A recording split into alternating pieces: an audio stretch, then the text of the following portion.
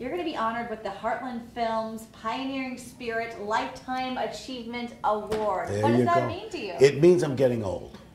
That's what happens. Whenever they give you lifetime achievement, that means the lifetime. That means you live a long time. You have a lot of awards. You know, is there one that sticks out to you as the most special? You know, I mean, this sounds crazy cliche, but I don't really care about them. I love just the work. I really just love the work, and that to me is the award. Yes. You get to go every day and do this. You get to see nice people. Hey, look, there's a nice person over there.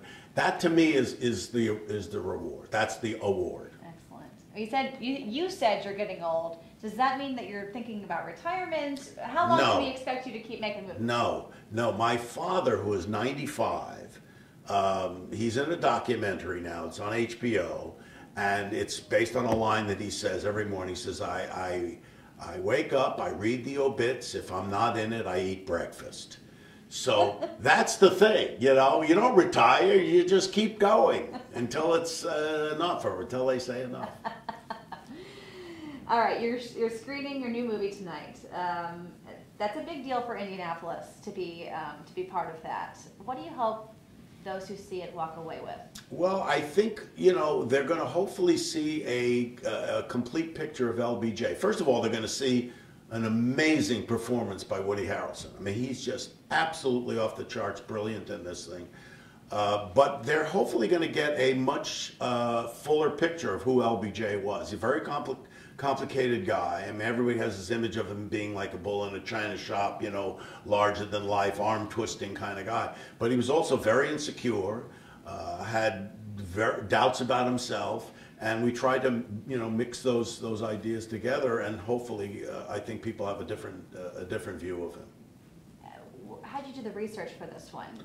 Was his family involved at all? Well, we did go to the LBJ Library, but I mean, mostly the Robert Caro books, which are, you know, he's the ultimate biographer of LBJ. But also I read this book by Doris Kearns Goodwin, who it's brilliant, and she worked for LBJ, and it has a lot of insights into who he was, and it brought out a couple of things that I had not known about him, and I try to work that in. And you know, I talked to Bill Moyers, who was his press secretary, and so we tried to, you know, I lived through it too, you know, so I mean, I had a certain image of LBJ because I was of draft days during the Vietnam War, so I didn't like him. I mean, he was my enemy, you know. He could send me to my death. Not a guy I was happy about. But as time has gone by, I've gotten to understand what he was able to accomplish. Having, you know, worked in politics and also in government. I had a job in government for 7 years in California. I understood. I now have a greater appreciation of what he was able to accomplish, which is incredible when you think about it. And we've seen Woody Harrelson play some pretty dynamic roles. How do you help him transform into such an iconic character? Well, he did a lot of work on his own. He went to the LBJ Library. Luckily, there's a lot of audio tapes of Lyndon Johnson, aside from all the visuals and stuff you get. And you know, every day when he was putting his makeup on, it was about 2 hours to put all the makeup on every day. He would listen.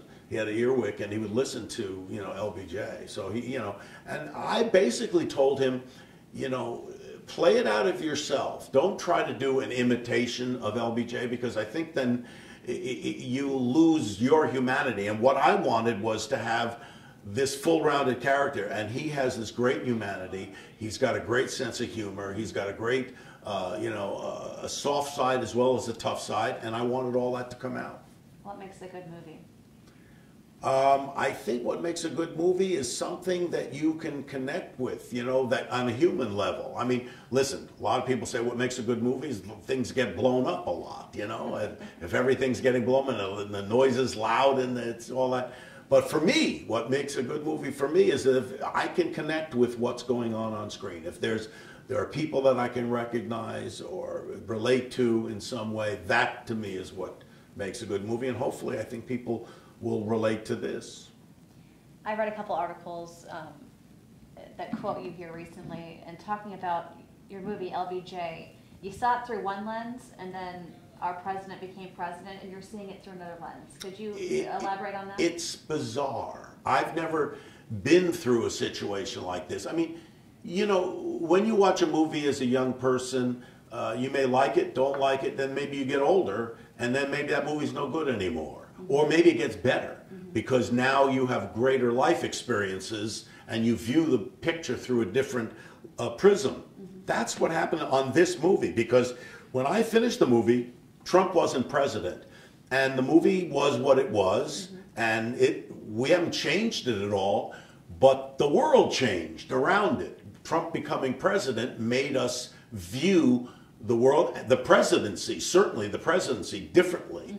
And now watching this picture, it's a completely different movie, because you see how Lyndon Johnson was able to do what he did, and also the themes which have been hit on in tons of movies, race relations and civil rights and those kind of, you know, there have been those themes in a lot of movies. But all of a sudden, there's a focus on it because of what Trump has unearthed in our discourse in terms of how polarized we are with regard to race, which I kind of thought we were moving in a good direction. And this may be a step backward that propels us forward. I'm hoping that it does. But the basis of this movie is about race relations and how Lyndon Johnson works to try to pass the Civil Rights Act. So it's a different movie, and unless you saw it before, you wouldn't know. But I'm telling you, it's like a different movie. Do you think that President Trump's presidency will help you sell more tickets to this movie? I can't even think about that.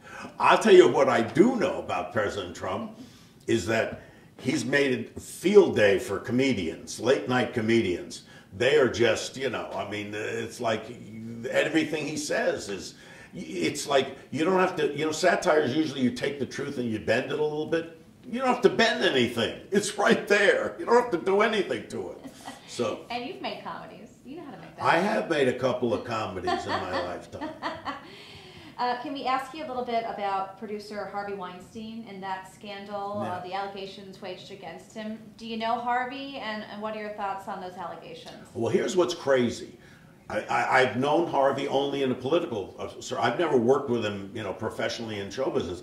I had no idea. I mean, now I'm hearing from people that this is something that everybody's known for years, you know, and they say for 30 years he's been doing this. All these women came together.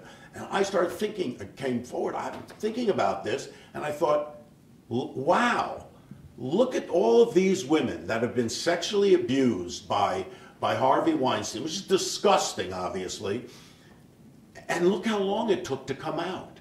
Look how long it took to come out of the Fox News and what happened there. And how long with the Bill Cosby thing. I mean, all of this stuff takes forever. And I came to the conclusion, women are, it's impossible for them. They're either not believed, or they think they were asking for it, or there are powerful people that are going to try to destroy them in some way.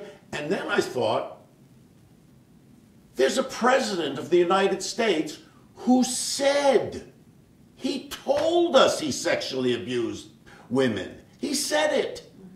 And we elected him.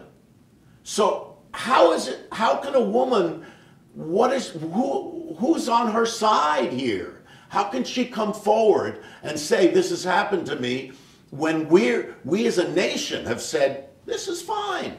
The president does it. He did it. We're fine with that. We elected him. That's a big problem. So it's going to be tough. It needs a conversation. We've got to keep talking about it. And we have to have men who are willing to step up and say, hey, you can't do this. This is not right. You know, starting back with Anita Hill. You had all men siding with Clarence Thomas, not believing Anita Hill. You know, I think it's tough. I think it's really, really tough. And Harvey Weinstein is just the latest in that battle that has to be waged in some way. Because if we can elect a president who says he does that, that's really making it tough for women. Is there a culture in Hollywood that allows for this behavior? No. No. No, it's a culture in maleness. And we have to understand that. It's not about Hollywood. You know, Fox News isn't Hollywood. I mean, you know, it happens. You know, the equal employment place where you know, where Anita Hill worked. That's not Hollywood. Right. It's men. Right. It's men, and men have to be taught how to be decent people, and women have to, you know, keep trying to speak up. It's really tough. I understand it, but they have to keep speaking up. It's one thing to say after the fact, whether it's Gwyneth Paltrow or Angelina, but at the time you have to say it. Right. You have to say it, and any of these conversations we're having is going to help, I think. I think what's discouraging for someone who's not in that position of power is you say, gosh, these women are powerful women. Yeah. And they can't even speak Yeah. out. And by the way, I have rarely, I mean, I have a daughter.